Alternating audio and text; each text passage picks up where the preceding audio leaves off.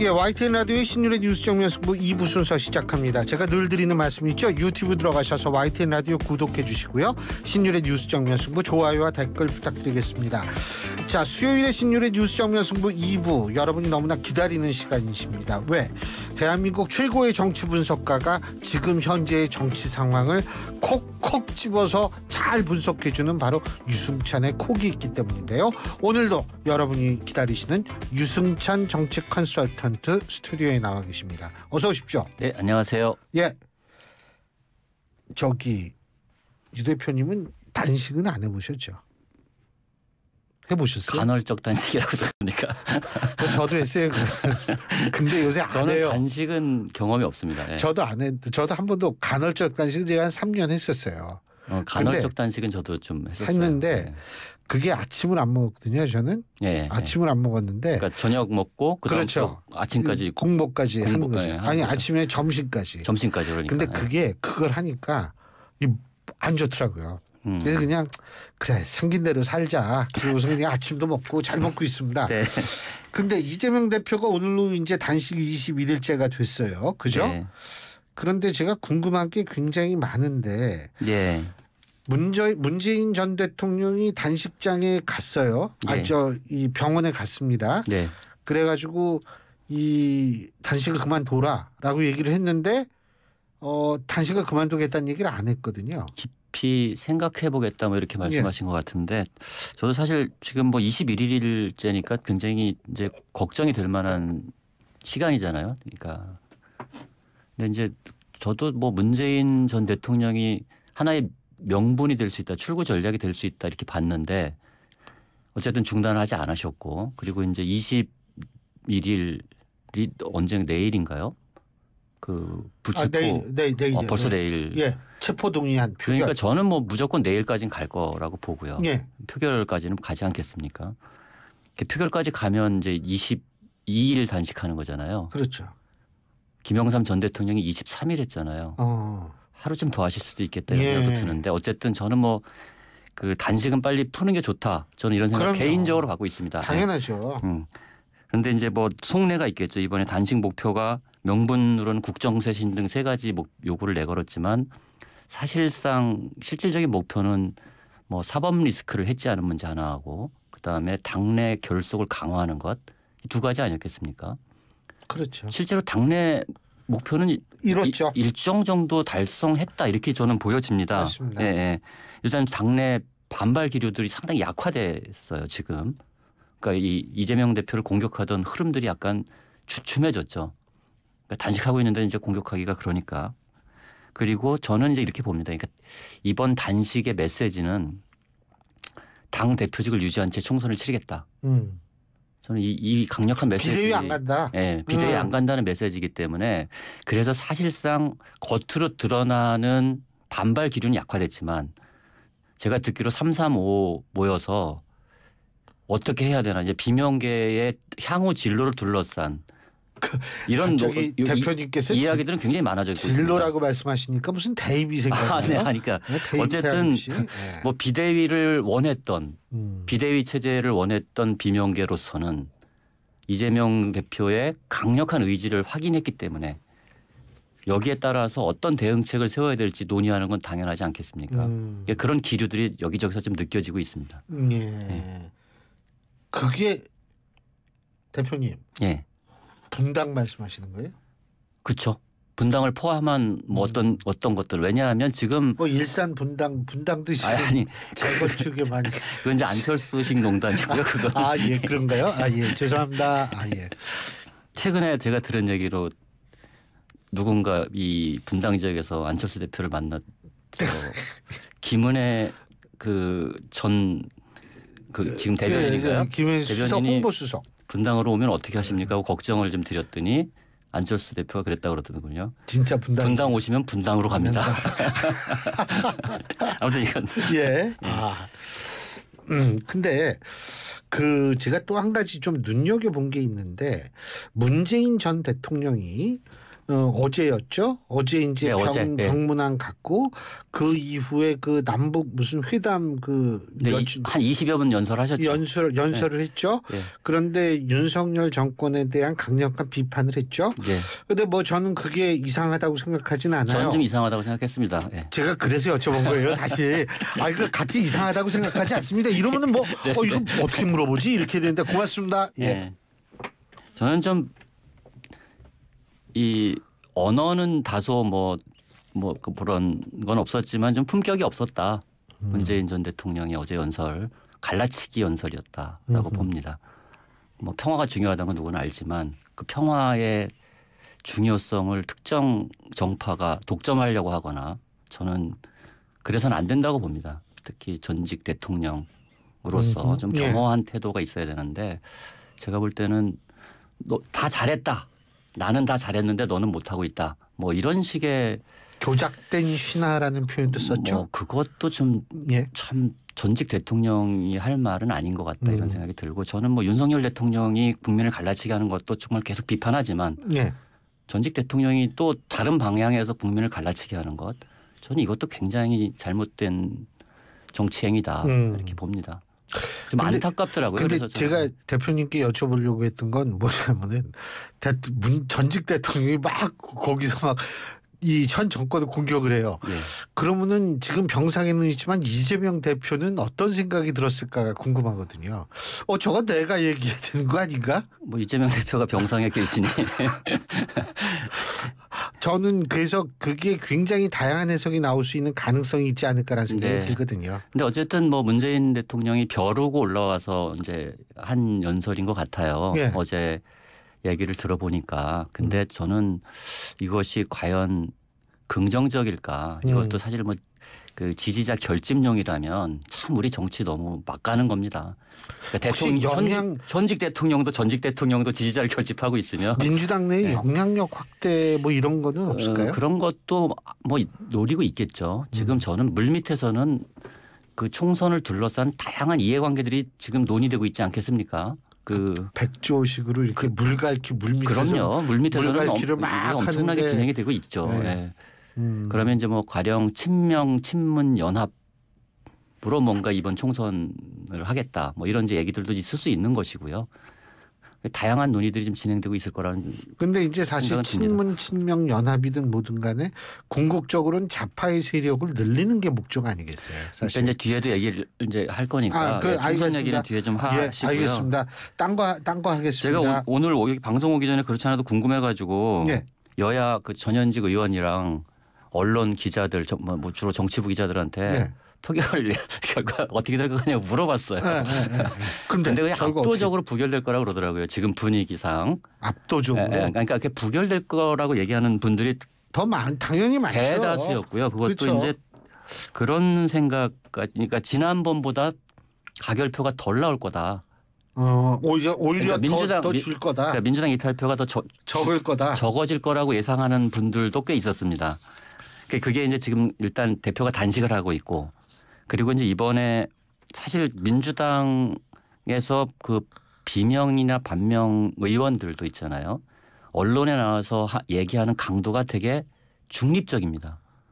그러니까 요새 바뀌었다는 거죠? 바뀌었어요. 스탠스가 바뀌었다는 거죠? 그러니까 이거에 대해서 옛날 같으면 당연히 가결시켜야 된다. 뭐 불체포특권 포기해야 된다 이렇게 얘기하는데 그게 아니라 박용진 의원도 이재명 대표가 입장을 밝혀야 한다.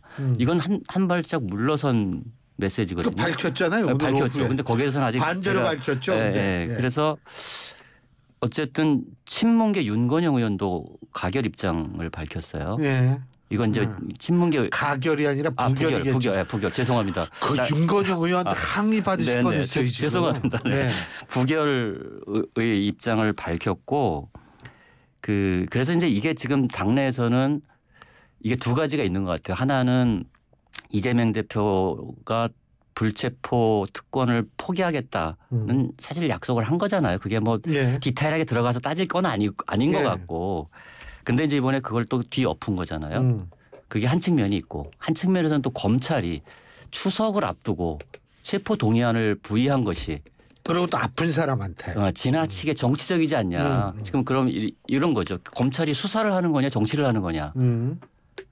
그럼 저는 이 국민들만 스트레스는 다 국민들의 몫인데 예. 가령 이런 거예요. 질문이 있는 거예요. 이재명 대표의 단식은 사적인 거냐 공적인 거냐. 검찰은 수사를 하고 있는 거냐 정치를 하고 있는 거냐.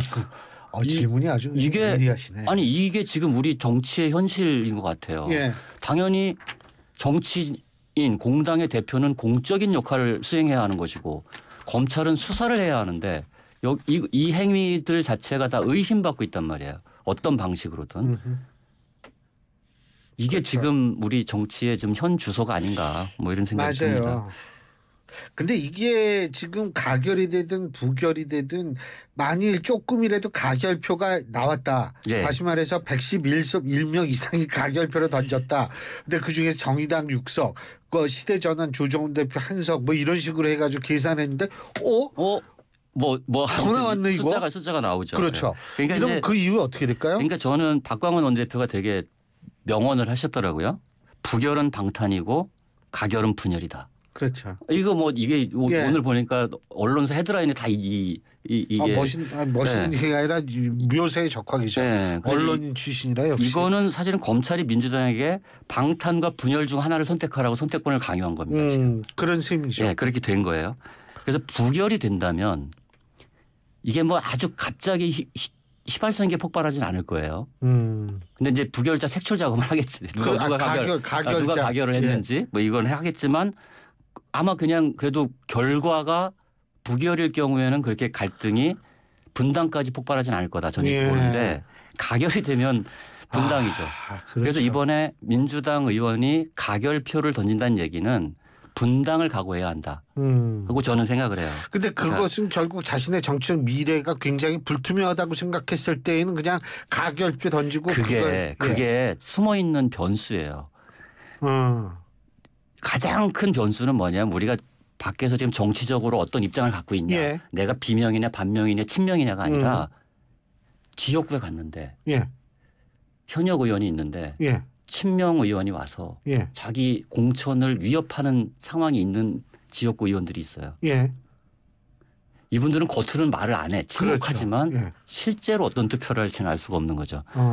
사실 그렇죠. 그런 숨어 있는 이탈표가 있을 수 있습니다. 예. 근데 그런 지역이 적진 않은 것 같은데요. 있어요. 제가 아는 것만 해도 꽤 있고요. 저도 들은 것만 해도 좀 있는 것 같아요. 꽤 되죠. 그래서 그런 경우가 있고 특히 이제 여기 강한 발언을 한 이분 참 왜 이렇게 됐는지 모르겠는데 무슨 더민주 전국 혁신회의라는 게 있어요. 그 원외에 있는 여기 이재명 대표 지지 강의원이라는 분인데 이분은 지금 저기 가서 활동을 하고 있어요. 그 송갑석 지역구에 비명 처단 전위부대로 아무튼 이 송갑석을 떨어뜨리겠다 해서 거기 지금 출마를 선언한 분인데 이분이 말을 세게 했죠. 끝까지 색출해서 당원들이 그들의 정치적 생명을 끊을 것. 너무 섬뜩하지 않습니까? 좀 무섭더라고요. 그러니까 이런 분위기가 지금 있어요. 그래서 지금은 아무튼 이번에 가결이 된다면 당은 분당될 것이 거의 확실하다고 저는 봅니다. 저도 속으로는 그렇게 생각하고 있습니다. 그래서 가결 시나리오가 되게 다이내믹하긴 하죠. 그러니까 그렇죠. 그런데 이재명 대표한테 가장 좋은 시나리오는 저는 1차 때 지금은 상황이 좀 바뀐 것 같긴 한데 1차 때 가결을 결의하고 영장 실질 심사를 받아서 영장이 기각되는 시나리오가 제일 좋죠. 이재명 대표한테는 제일 좋은 시나리오였고 저는 1차 때는 이걸 도전했어야 된다고 봅니다. 근데 이제 그렇게 안 했죠. 못 했죠. 근데 지금은 상황이 더 제가 볼 때는 악화됐다. 아니 영장 실질 심사 자체에서 그때보다 구속영장이 나올 가능성이 더 높아졌다고 판단하는 것 같아요. 그렇기 때문에 제가 볼 때는 단식 중에도 강한 메시지를 낸 것이 아닌가. 그런 법무적 판단이 있지 않았을까 하는 생각이 들어요. 그래서 민주당 일각에서는 또 그런 소문까지 돌고 있는데 어떤 소문이 돌고 있냐면 옥중? 아니요. 그게 아니라 검찰이 영장 전담 판사는 누가 영장 전담 판사가 되냐가 이 영장 발부에 되게 중요하잖아요. 그러니까 영장을 발부할 가능성이 높은 판사가 배정되는 시기를 노려서 체포동의안을 부의했다. 이런 얘기들도 나오고 있어요.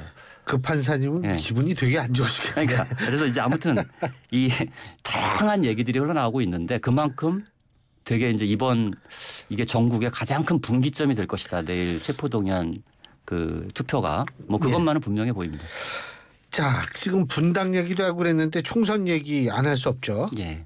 대통령 지지율 이게 변수 아니에요 결국? 구도를 결정짓는데. 그렇죠. 대통령 어차피 5년 단임제 대통령 하에서 2년 차에 치러지는 선거는 정권 중간평가 성격을 갖습니다. 예. 이건 뭐 피해갈 수가 없죠. 그래서 정권 견제냐 정권 지원이냐 뭐 이 프레임의 선거가 치러지는데 대통령 지지율이 낮으면 여당에 불리하죠. 그렇죠. 그건 너무나 명확하합니다. 근데 그게 지금은 이제 뭐 조사 기관마다 차이가 있지만 30% 초중반대에서 대통령 맞아요. 지지율이 형성되고 있는데 이거 갖고는 이길 수가 없는 거예요. 예. 우리나라 양당제에서 보통 지역구 가면 40% 넘겨야 그렇죠. 당선권에 들어가잖아요. 보통 45%를 우리가 그러니까 예. 이제 대통령 지지율도 그 정도는 돼야 뭔가 여당이 해볼 만하다 이런 그렇죠. 건데 지금은 그렇습니다. 근데 이번에는 특히 강하게 다른 게 하나 있어요. 야당에 대한 비호감도 굉장히 높게 형성돼 있습니다. 평소보다 예. 다 역대 다른 선거보다. 그래서 야당 심판론도 일정하게 먹힐 가능성이 있어요. 지금 왜냐하면 거야에다가 불체포 특권 문제들이 계속 쟁점화되고 있는 상황이기 때문에 단지 대통령 지지율만 갖고 총선 결과를 가늠할 수는 없다. 이게 저의 생각입니다. 우리가 흔히 선거하면 구도, 인물, 바람인데 네. 뭐 이 여당이 바람을 일으킨 적은 인류 역사가 없으니까 야당이 주로 바람을 일으키잖아요. 네. 그럼 근데 지금 바람을 일으킬 수 있는 그런 상황이 되나요? 그렇진 않죠. 야당이 너무 크죠. 그러기에는 거대 야당이 너무 크다. 있어요. 기득권처럼 보인다. 그래서 제가 이제 이거를 쭉 봤어요. 그러니까 대통령 지지율보다 더 확실한 것은 제가 지금까지 총선을 경험해 보면 총선의 경우에는 정당 혁신을 하느냐, 그래서 중도 확장을 하느냐, 아하. 혹은 강력한 제3당이 출연하느냐 마느냐 이 세 가지가 중도 혁신, 그러니까 중도층을 끌어들일 수 있을 정도로 정당 개혁을 하느냐, 그 다음에 강력한 제3당이 출연할 강력한 것이냐. 제3당이 출연할 것이냐, 또 아니 정당 혁신을 전 따로 봤어요. 중도 확장은 정당 혁신하고 다르다. 좀 달라요. 정책과 인물로 중도 확장을 하거든요. 정당 혁신은 비대위 같은 거 말씀하시는 거예요? 비대위뿐만 아니라 뭐 당내 기득권 타파 이런 거 있잖아요. 공천권을 뭐 그리고 이런 거 뭐 기득권들 공천 우리 나는 이번에 그렇죠. 출마 안 하겠다 불출마 선언하고 다선 의원 불출마 선언 뭐 이런 거 하는 거 이게 되게 의외로 효과가 큽니다 이게. 예, 그렇죠. 그리고 새로운 인물을 중도 확장. 그러니까 중도 확장이라는 것은 의회의 일을 하는 게 중도 확장이거든요. 예. 국민의힘에서 저런 인물도 우리랑 함께 해 뭐 이런 거잖아요. 근데 그런 걸 할 수 있느냐. 그다음에 제3당 출연 이게 되게 중요한데 제가 대통령 지지율과 정당 지지율은 비대칭성도 존재합니다. 대통령 지지율은 높은데 정당 지지율이 낮은 경우도 있고요. 있죠. 그런 경우도 있거든요. 역대 선거를 제가 봤어요. 2019년, 2020년 총선을 앞두고 그 문재인 대통령 지지율이 40%였어요. 예. 아주 높은 건 아니었어요. 근데 정당 지지율 민주당이 38, 자유한국당이 24였어요. 그때 민주당이 압승했죠 그 선거는. 그렇죠. 그리고 문재인 대통령 지지율은 총선까지 우상향으로 계속 올라가서 40%였던 것이 총선 당시 가서는 55%까지 올라갔어요. 아무래도 코로나. 네. 그것이 이제 그 요인. 그리고 그때 그 국민의힘 쪽이 황교안 대표 체제로 갔기 때문에 사실은 역풍을 맞은 게 굉장히 큽니다. 2015년 때는 박근혜 대통령 지지율이 50%나 됐어요. 예. 굉장히 높았죠. 새누리당 41, 민주당 21이었어요. 더블 스코어였어요. 그래서 맞아요. 새누리당 압승한다 그랬잖아요. 근데 어떻게 했어요? 김무성 대표의 옥새파동 거기다가 진박, 공천학살 했는데 민주당은 김종인 비대위 체제에서 중도 확장했단 그렇죠. 말이에요. 거기다가 국민의당이라는 강력한 제3당이 출연하면서 맞아요. 새누리당이 참패했습니다. 맞아요. 대통령 지지율이 그러니까 높았는데 더불어민주당보다는 한 석을 못 얻었지만 국민의당까지 합하면 꽤 차이 많이 나는 거죠. 제가 말씀드린 건 총선 전 9월 지지율 얘기하는 거예요. 그래서 새누리당이 지금 뭘 하려면 이 2016년으로 가면 안 되죠. 그죠? 근데 지금 약간 그런 느낌이 있잖아요. 친윤당을 만든다 뭐 이런 느낌.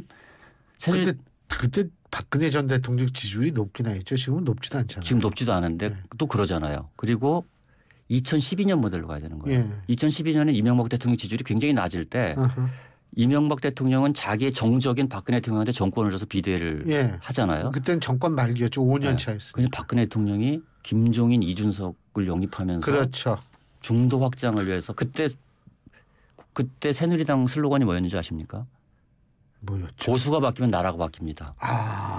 보수가 바뀌겠다. 이 중도 확장을 위한 아주 파괴적 혁신에 나선 겁니다. 이때 박근혜 전 그 비대위원장이 그러면서 예상을 깨고 과반 의석을 차지했단 말이에요. 그렇죠. 이제 국민의힘이 타산지석으로 삼을 것은 2016년의 진박 논쟁이 아니라 2012년의 혁신과 알겠습니다. 중도 확장이다. 이렇게 말씀드릴 수 있겠습니다. 예, 귀담아 들을 점이 많아요. 오늘 말씀 여기까지 듣죠. 고맙습니다. 네, 고맙습니다. 예, 지금까지 유승찬 정치 컨설턴트였습니다.